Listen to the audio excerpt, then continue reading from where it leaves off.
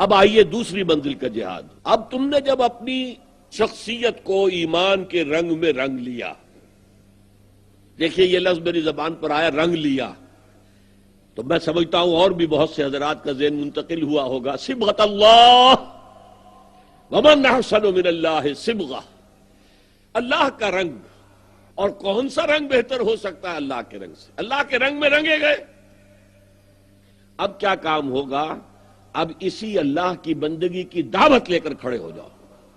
اے انسانوں، منہ مت موڑو اللہ کی طرف سے. Who is your creator? Who is your nourisher? وہی ہے جو پال رہا ہے، وہی ہے جس نے پیدا کیا ہے، وہی ہے جس نے رزق دیا ہے. اس کو مانو، اس کے احکام کو قبول کرو، اس کے حقوق کو ادا کرو.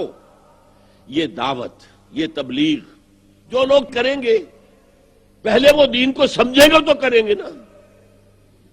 ہمارے ایک لطیفہ بیان ہوتا ہے، ایک خان صاحب کا پٹھان، اس نے تلوار لے کر رکھ دی ایک بنیے کے گردن پر، پڑھو کلمہ. انہوں نے کہا جی خان صاحب پڑھواؤ. تو کہتا ہاں کلمہ تو ہم کو بھی نہیں آتا.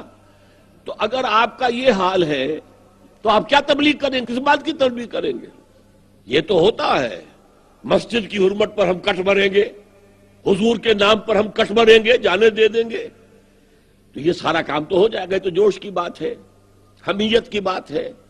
لیکن اصل بات جو ہے وہ تو یہ ہے کہ پہلے خود مسلمان بنو، اس کے لیے نفس کے خلاف جہاد کرو، پھر اس کی دعوت دو پوری دنیا کو. تمہارا فرض منصبی یہی ہے. امت کی حیثیت سے تمہارا فرض منصبی کیا ہے؟ وَكَذَلِكَ جَعَلْنَاكُمْ أُمَّةً وَسَطًا لِتَكُونُوا شُهَدَاءَ عَلَى النَّاسِ وَيَكُونَ الرَّسُولُ عَلَيْكُمْ شَهِيدًا. یہ ہے اصل میں مقصد قیام امت. تمہیں بنایا بہترین امت، درمیانی امت. اور کس لیے بنایا؟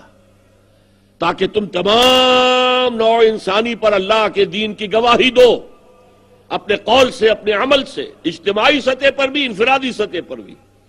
وَيَكُونَ الرَّسُولُ عَلَيْكُمْ شَهِيدًا، اور رسول گواہی دے تم پر.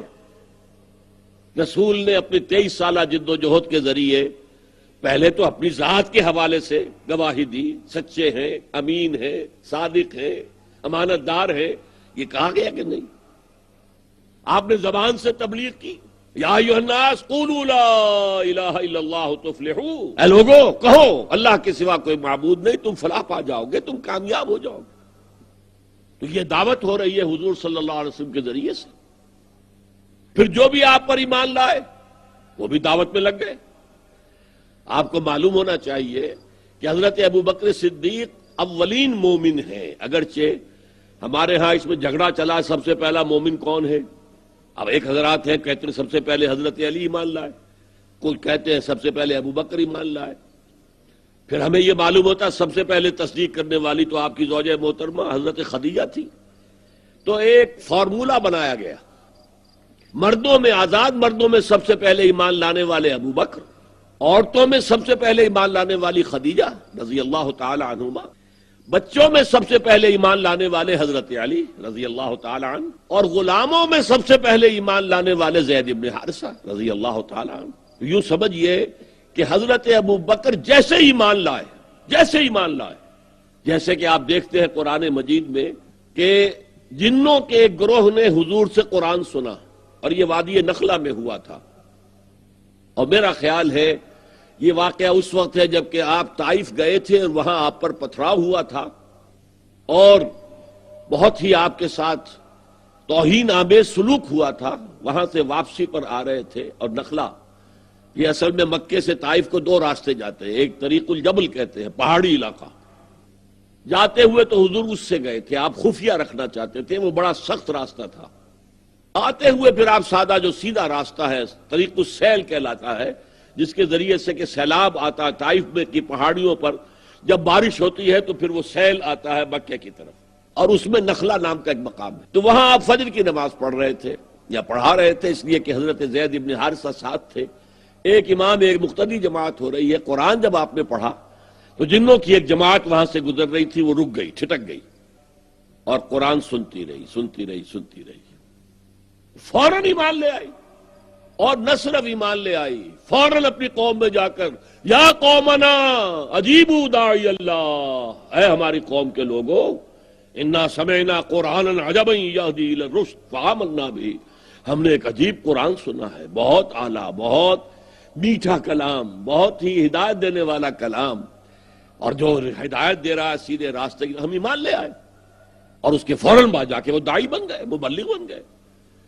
تو یہی معاملہ حضرت ابو بکر کا ہوا، اور حضرت ابو بکر رضی اللہ تعالی عنہ کی دعوت سے، تبلیغ سے، عشرہ مبشرہ جو 6 چوٹی کے جو ہے صاحب ایمان صحابہ 6، ان میں سے حضرت ابو بکر کی دعوت پر ایمان لائے۔ اس کا ایک خاص سبب ہے، اس کو سمجھ لیجئے، ہسٹوریکل بیک گراؤنڈ سامنے رہنا چاہیے۔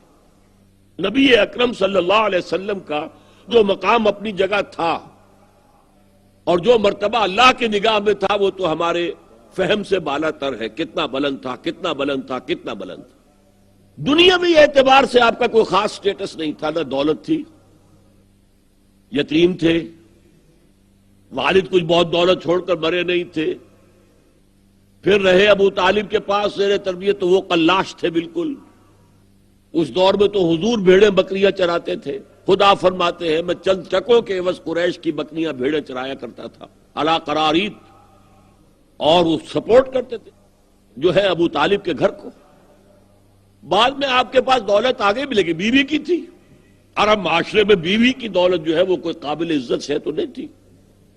پھر آپ کے پاس کوئی عہدہ نہیں تھا قریش کا، قریش کی ایک حکومت تھی، ان کا دار الندوہ تھا، دیٹ واز دی پارلیمنٹ، دار الندوہ، مشورے کی جگہ، اور اس میں عہدے تھے۔ ابو لہب کے پاس عہدہ تھا فائنانس منسٹر کا، وہ جو بیت المال تھا کعبے کا، اس کا وہ کسٹوڈین تھا، اور وہیں سے اس نے ایک سونے کا بنا ہوا ہرن چرا لیا تھا جو کسی نے چڑھایا کبھی خانہ کعبہ پر، اور اس کے بیت المال میں تھا، وہاں سے چرایا۔ اس کی شہرت اسی اعتبار سے تھی، یہ غزال زرنی کا چرانے والا ابو لہب۔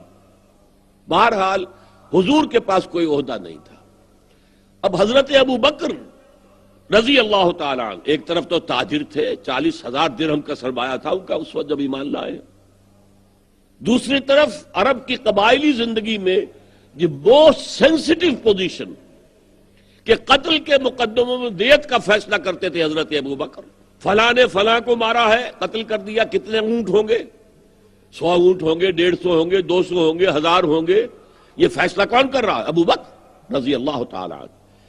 لہذا چونکہ آپ خود وہ ایلیٹ کے طبقے میں سے تھے، تو آپ کی دعوت پر جو عرب کا ایلیٹ طبقہ تھا وہ ایمان لایا۔ عبد الرحمن ابن عوف، طلحہ، زبیر، عثمان غنی رضی اللہ تعالی عنہم، سعید ابن زید رضی اللہ تعالی، یہ سب کون ہیں؟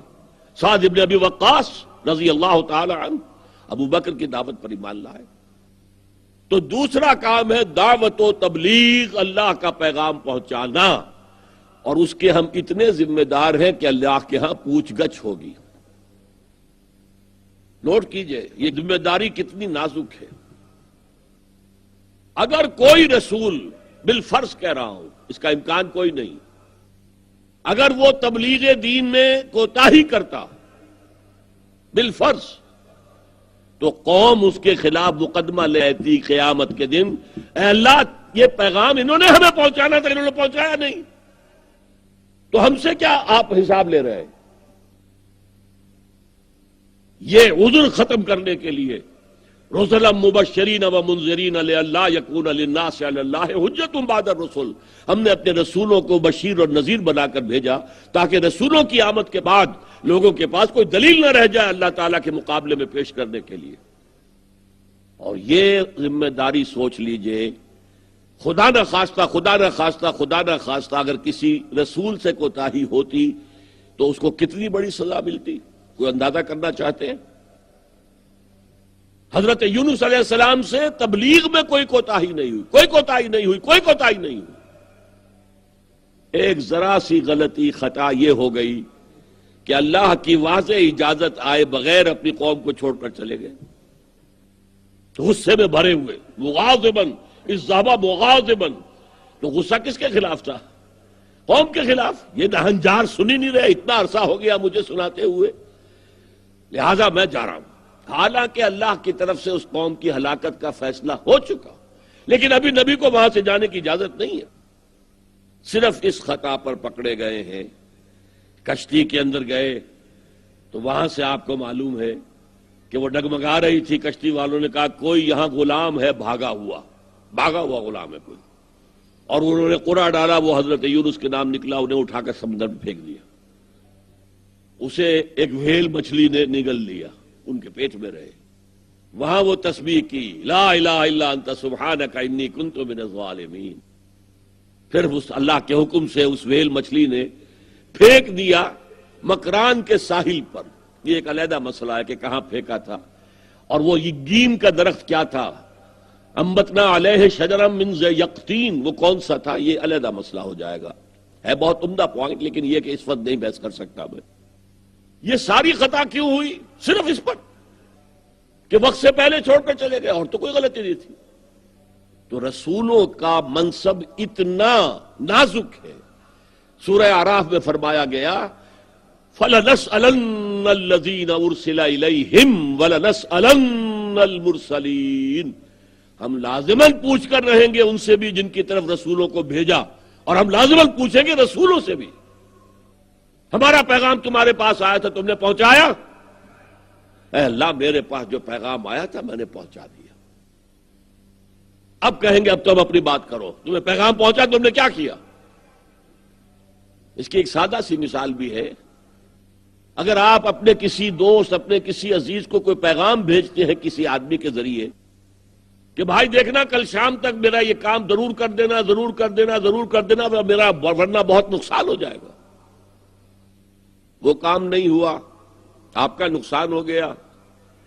آپ غصے میں آگ بگولا ہو کر غضبناک گئے اپنے دوست, اپنے عزیز کے پاس, بھلے آدمی میں نے تمہیں وہ پیغام بھجوایا تھا, تم نے وہ کام نہیں کیا, اب میرے نقصان کا ذمہ دار کون ہے؟ اگر وہ یہ کہہ دے بھائی مجھے تو آپ کا پیغام پہنچا ہی نہیں, اب کچھ اور کہہ سکتے ہیں؟ وہ جھاگ کی طرح غصہ بیٹھ جائے گا کہ نہیں؟ He is not responsible, he is not accountable. اب سارا غصہ آئے گا اس پیغامبر پر. او بھلے آدمی, تجھے میں نے امین بنایا تھا, ایک پیغام تیرے ذریعے سے بھیجا تھا, تو نے نہیں پہنچایا, تو میرے نقصان کا ذمہ دار اب تو ہے. یہی وجہ ہے کہ حضور نے خطبہ حجۃ الوداع کے آخر میں 1.25 لاکھ کا جب مجمع تھا, آخر میں آپ نے اپنی تعلیمات کے جو بہت اہم نکات تھے انہیں فنیشنگ ٹچز دیے. غلاموں کے ساتھ حسن سلوک, عورتوں کے ساتھ حسن سلوک, اور پھر ایک سوال کیا الا هل بلغت, 3 دفعہ سوال اور 3 دفعہ جواب آیا انا نشهد انك قد بلغت الرسالة واديت الامانة ونصحت الامة وكشفت الغمة. ہاں حضور ہم گواہ ہیں, آپ نے حق رسالت ادا کر دیا, آپ نے حق امانت ادا کر دیا, آپ نے امت کی خیر خواہی کا حق ادا کر دیا, آپ نے گمراہی کی تاریکیوں کے پردے چاک کر دیے.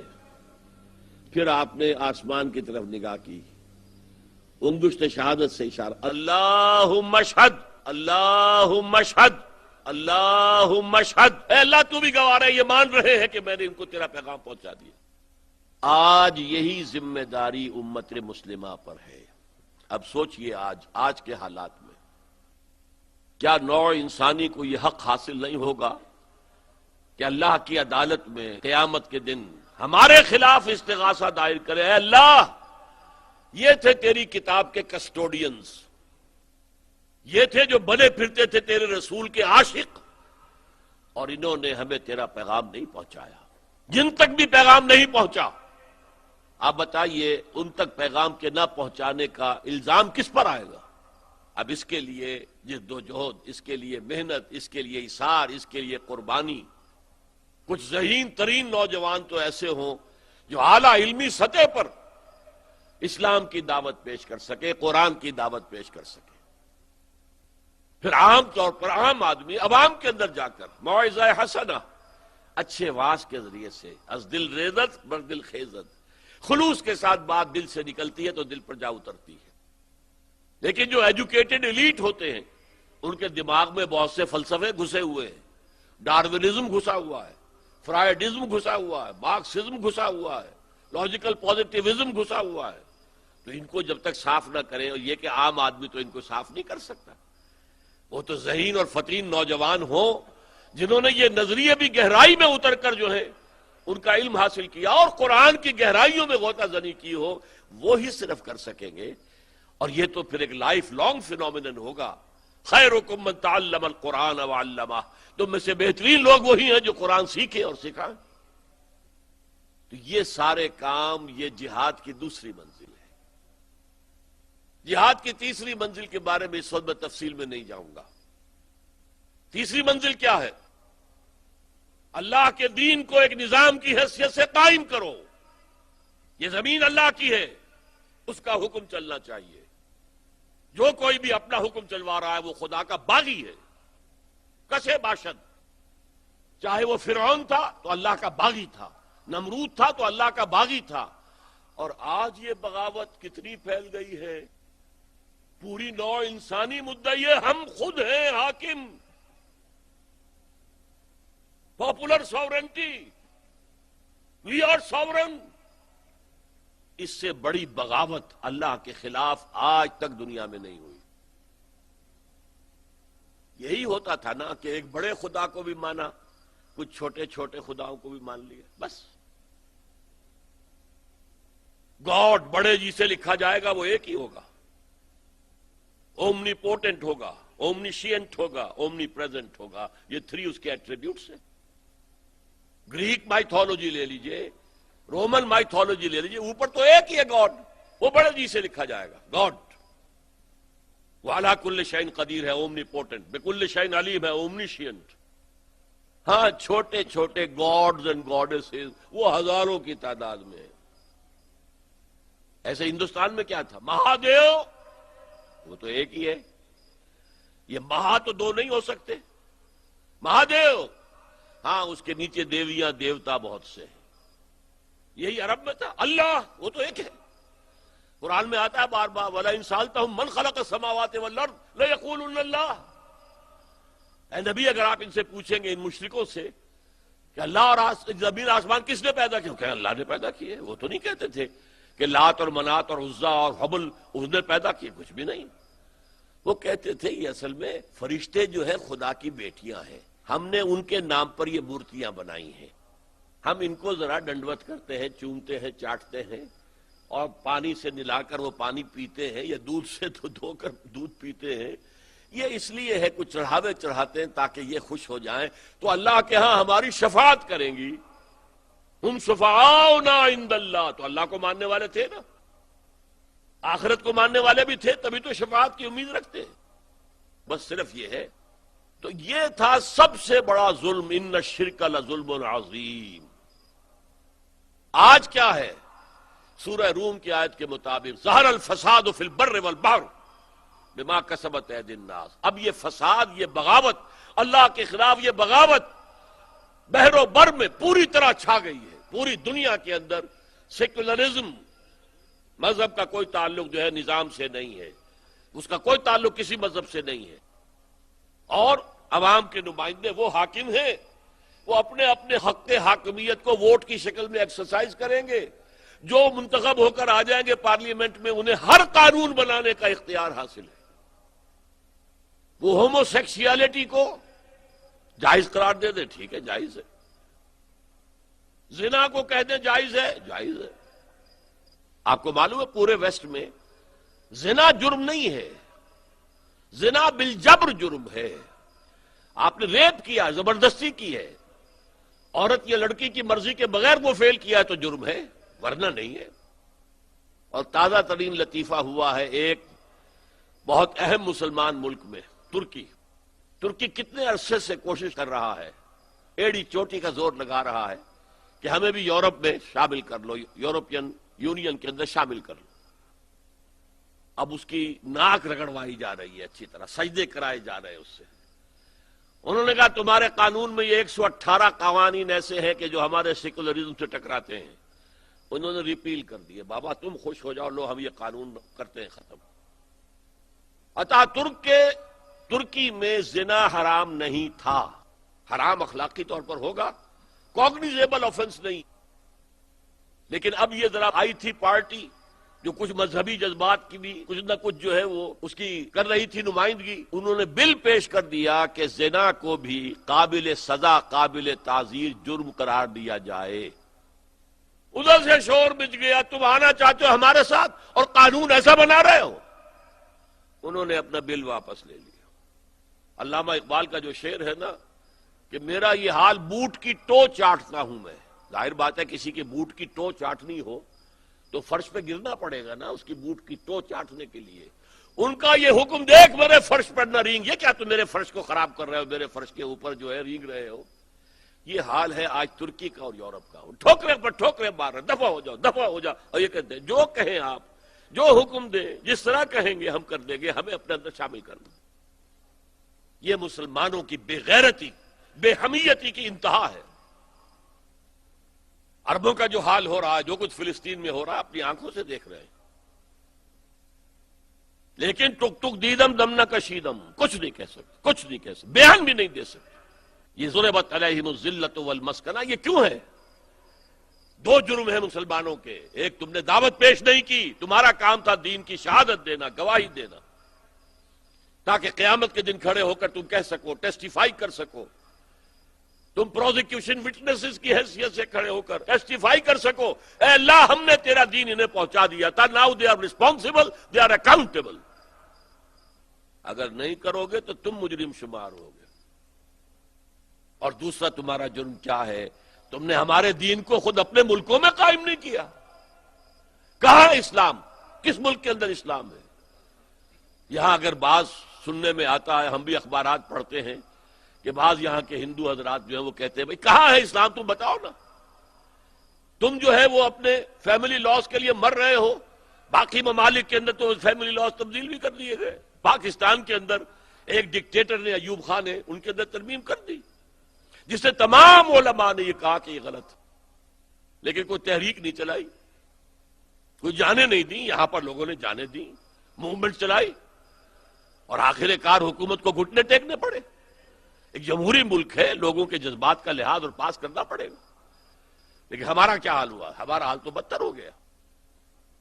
بہرحال دین کو قائم کرنا یہ ذرا ایک ڈیفرنٹ سٹوری ہے۔ اس کے لیے ایسی جماعت کی ضرورت ہے جن کے رگ و پے میں ایمان سرایت کر چکا ہو، وہ سراپا ایمان بن چکے ہو، ان کے دلوں سے ہر آرزو نکل گئی ہو سوائے اللہ کی رضا کے حصول کے، اور سوائے آخرت کی نجات کے کوئی آرزو نہ رہے۔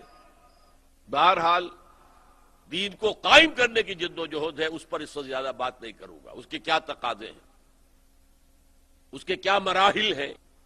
لیکن یہ کہ پہلے دونوں مرحلوں پر تلوار کون سی تھی؟ نفس کے خلاف آپ کو جہاد کرنا کون سی تلوار سے کریں گے؟ وہ قرآن تھی، تلوار شمشیر قرآن۔ اور گمراہیوں کا قلع قمع کرنے کے لیے، غلط نظریات، غلط عقائد، غلط فلسفے، غلط خیالات کا قلع قمع کرنے کے لیے، ختم کرنے کے لیے تلوار کون سی ہے؟ قرآن۔ یہ ہے جہاد بالقرآن۔ 12 برس تک مکے میں جہاد بالقرآن ہوا، اسی لیے سورۃ الفرقان میں فرمایا گیا، آغاز کی آیت میں پہلے پڑھی تھی تاکہ اس کا ربط ظاہر ہو جائے، آیت نمبر 52 کے ساتھ، تبارک الذی نزل الفرقان علی عبدہ لیکون للعالمین نذیرا۔ بڑی بابرکت ہے وہ ذات جس نے اپنے بندے محمد پر صلی اللہ علیہ وسلم یہ الفرقان اتار دیا ہے تاکہ وہ تمام جہان والوں کے لیے خبردار کرنے والے بن جائے۔ یہاں بھی ایک اہم نقطہ ہے وضاحت طلب، لیکن اس کا وقت نہیں ہے، کہ حضور سے پہلے تمام رسول اپنی اپنی قوموں کی طرف آئے۔ الی عاد اخاہم ہودا، الی ثمود اخاہم صالحا، الی مدین اخاہم شعیبا، اور وہ لوگ کہتے بھی تھے یا قوم اعبدوا اللہ ما لکم من الہ غیرہ، لیکن حضور کو بھیجا گیا پوری انسانیت کے لیے، پورے عالم انسانیت کے لیے، تمام انسانوں کے لیے، لیکون للعالمین نذیرا، تمام جہان والوں کے لیے خبردار کرنے والے بن جائیں۔ اسی میں آیت آتی ہے 52، اس میں کفار کے اعتراضات بہت سے جو تھے وہ بیان کر دیے گئے، ان کا جواب دے دیا گیا، لیکن آخر میں فرمایا اے نبی آپ ان کی باتوں پر توجہ نہ دیجئے، ان کی باتیں آپ توجہ سے سنیے بھی مت، انہیں نظر انداز کر دیجئے۔ فلا تطع الکافرین، اور اطاعت کا لفظ جو آتا ہے کسی کا حکم ماننے کے لیے بھی آتا ہے اور کسی کا مشورہ ماننے کے لیے بھی آتا ہے۔ فلا تطع الکافرین، اے نبی آپ ان کافروں کی بات نہ مانیے، کیونکہ کافروں میں بھی دو طرح کے لوگ تھے، ایک وہ تھے جو شدید مخالف تھے، شدید مخالف جن کو آپ ہاکس کہہ سکتے ہیں، ابو جہل، عقبہ ابن ابی معیط، یہ سب کون تھے؟ ہاکس۔ کچھ ڈوز بھی تھے، ولید بن مغیرہ انہی میں سے تھا، عتبہ ابن ربیعہ ان میں سے تھا۔ کچھ لے دے کر صلح کر لو، کچھ اپنی منوا لو، کچھ ہماری مان لو، یہ جھگڑا ختم کرو۔ ہر خاندان میں کل کل ہو رہی ہے، اولاد اپنے والدین سے کٹ رہی ہے، بیوی شوہر سے کٹ رہی ہے، اے محمد تم نے آ کے ہمارے ہاں تفرقہ پیدا کر دیا صلی اللہ علیہ وسلم۔ اور قبائلی زندگی میں آپ سوچئے یہ کتنی بڑی بات تھی۔ آج بھی آپ کا محاورہ ہے house divide amongst itself can not stand, ہمارے قبیلے کے اندر تم نے یہ کانفلکٹ شروع کر دیا، بیویاں علیحدہ ہو گئی شوہروں سے، شوہر علیحدہ ہو گئے بیویوں سے، اولاد علیحدہ ہو گئی ماں باپ سے، ماں باپ علیحدہ ہو گئے اولاد سے، تو دیکھو کوئی کمپرومائز کر لو۔ اس کے لیے بھی وہ بڑے ہی نصیحت آموز انداز میں کہتے تھے، مخلصانہ انداز میں کہتے تھے، دیکھو زیادہ ریجڈ نہ بنو، کچھ ہماری مانو کچھ اپنی منوا لو۔ لیکن اس کے جواب میں کیا قرآن مجید کہتا ہے؟ اے نبی آپ ہرگز کوئی مداہنت نہ دکھائیے، ودو لو تدہنوا فیدہنون، وہ تو چاہتے ہیں کہ تم ذرا نرم پڑو، ذرا اپنے موقف کی ریجیڈیٹی کے اندر کچھ جو ہے وہ نرمی پیدا کر لو، تو وہ بھی نرمی پیدا کر لیں گے، صلح کر لیں گے، لیکن نہیں، آپ کو اڑے رہنا ہے۔ سورہ یونس میں یہ بھی آیا ہے کہ وہ کہتے تھے کہ یا تو اس قرآن کو تبدیل کرو، ایتے بے قرآن غیر ھذا او بدل ہو، اے محمد یہ قرآن جو تم پیش کر رہے ہیں یہ تو بہت ریجڈ ہے، اس میں کہیں کمپرومائز ہے ہی نہیں، یا تو تم کوئی اور قرآن لاؤ جس میں کچھ نہ کچھ مصالحت آمیزی بھی ہو، یا یہ کہ اس میں ترمیم کرو۔ کیا جواب دیا گیا؟ قل ما یکون لی ان ابدلہ من تلقاء نفسی ان اتبع الا ما یوحی الی، کہہ دو اے محمد میرے لیے ممکن نہیں ہے کہ میں اپنی جی کی خواہش سے اس میں کوئی تبدیلی کر دوں، کوئی ترمیم کر دوں، میں تو خود پابند ہوں اس کا جو مجھ پر وحی کیا جا رہا ہے، میں ادھر سے ادھر ہو ہی نہیں سکتا۔ بہرحال حضور سے فرمایا فلا تطع الکافرین، نہ آپ ان ہاکس کی بات سنیے، نہ ان سے ڈریے، اور نہ یہ جو مصلحت دکھانے والے ہیں اور چاہ رہے ہیں کہ کوئی صلح ہو جائے، کوئی مصالحت ہو جائے، کچھ دے کر معاملہ ہو جائے، نہ ان کی باتوں پر کان دھریے۔ فلا تطع الکافرین وجاہدہم بہ جہادا کبیرا، اس قرآن کے ذریعے سے ان کے خلاف جہاد کیجئے، اور جہاد کبیر کیجئے، بہت بڑا جہاد۔ تو شاید یہ بات آپ کے لیے آج نہیں آئی ہو، قرآن کے ذریعے سے جہاد، اصل جہاد وہ تھا، 12 سال وہ جہاد ہوا ہے، تلوار کہاں اٹھی تھی؟ مکے میں تو حکم یہ تھا کہ چاہے تمہارے ٹکڑے کر دیے جائیں، تمہیں زندہ جلا دیا جائے، تم ہاتھ نہیں اٹھاؤ گے۔ کفو ایدیکم، اپنے ہاتھ بندھے رکھو۔ میں نے سنا تھا، ایک صاحب نے مجھے واقعہ سنایا، یہ انگریز کے دور کا واقعہ ہے۔ گردوارے جو تھے سکھوں کے پنجاب میں، ان کے ساتھ جو وقف اراضی تھیں ان پر ہندو قابض تھے۔ اس کی وجہ کیا ہے کہ انگریزوں کے نزدیک سکھ کوئی علیحدہ مذہب نہیں تھا، ہندوؤں ہی کی ایک شاخ تھی، لہذا وہ سکھ اوقاف گردواروں کے، ان پر قبضہ ہندوؤں کا، اس پر ایک انہوں نے جماعت بنائی، گردوارہ پربندھک کمیٹی، کہ ہمارے اوقاف ہمارے حوالے کرو۔ لیکن وہاں پر ہندو جو تھے بااثر تھے، بہت پیسے والے تھے، تجارت ساری ان کے پاس تھی۔ انہوں نے انگریز حکام کو جو ہے روکے رکھا کہ نہیں، ان کا مطالبہ نہیں ماننا۔ پھر انہوں نے ایجیٹیشن شروع کیا۔ ایجیٹیشن کی ایک شکل ایک چشمدید آنکھوں سے دیکھنے والے شخص نے مجھے بتائی ہے۔ کہ سکھوں کا جتھا ایک نکلتا تھا اور ان کے ہاتھ یہاں بندھے ہوتے تھے. کرفیو لگا ہوا ہے، دفعہ 144 ہے، وہ کرفیو توڑ رہے ہیں، جلوس کی شکل میں نکلے ہیں. اب پولیس لاٹھی چارج کر رہی ہے، سر پر لاٹھی پڑی، سر پھٹ گیا، ہاتھ نہیں کھولا، یہاں سے ہاتھ یہیں رہا، خالصہ گر گیا زمین پر، ہاتھ بندھا ہوا. یہ حکم تھا ان کے لیڈر کا. یہ جو ہاتھ باندھے رکھنا ہے، کفو ایدیکم، یہی تو قرآن میں ہے. تو مکے میں تو 12 برس یہ حکم تھا. وہاں قتال کا کیا سوال، وہاں سیف کا کیا سوال، وہاں تلوار کا کیا سوال، نیزے کا اور ڈھال کا کیا سوال. تو حضور صلی اللہ علیہ وسلم نے 12 برس جہاد کیا قرآن کے ذریعے سے.